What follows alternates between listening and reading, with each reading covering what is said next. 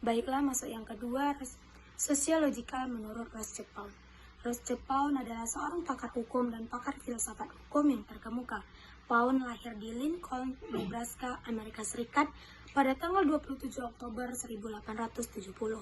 Pound dikenal sebagai pendiri gerakan sosiologikal jurisprudence, sebagai seorang kritikus dalam permasalahan freedom of contract, dan sebagai pendiri gerakan realisme hukum Amerika. Pound selalu mendengungkan bahwa hukum itu bukan hanya hukum yang bersifat formal saja, melainkan hukum itu merupakan penyesuaian dengan manusianya.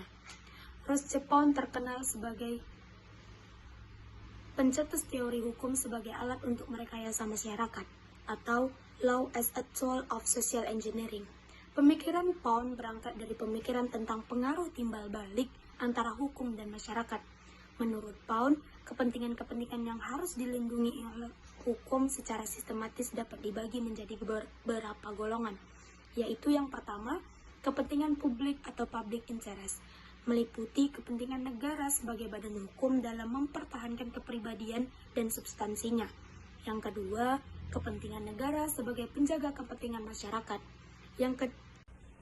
Baiklah, selanjutnya ada kepentingan masyarakat atau social interest, yaitu yang pertama, kepentingan masyarakat akan keselamatan umum, seperti keamanan, kesehatan, dan kesejahteraan, serta jaminan bagi transaksi-transaksi dan pendapatannya. Yang kedua, perlindungan bagi lembaga-lembaga sosial yang meliputi perlindungan dalam perkawinan, plot, politik, dan ekonomi. Selanjutnya ada pencegahan kemerosotan akhlak, seperti korupsi, perjudian, pengumpatan terhadap Tuhan, transaksi-transaksi yang bertentangan dengan moral atau peraturan yang membatasi tindakan-tindakan anggota trust.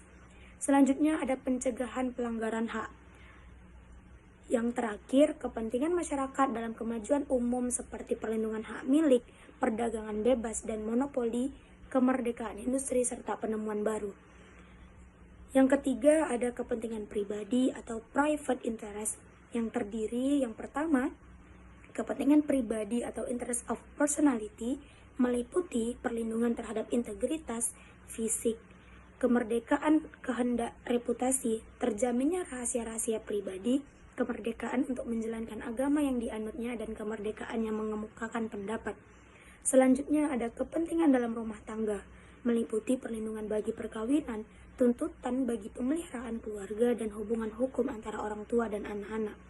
Yang ketiga, kepentingan substansi atau penggolongan kepentingan yang dibuat oleh Ross Pound tersebut menghubungkan antara prinsip hukum dengan praktik hukum, karena penggolongan kepentingan yang dibuat oleh Pound akan membantu menjelaskan premis-premis hukum yang dapat digunakan oleh para praktisi hukum seperti pembentuk undang-undang, hakim, pengacara, dan pengajar hukum untuk menyadari prinsip-prinsip dan nilai-nilai yang terkait dalam tiap persoalan khusus.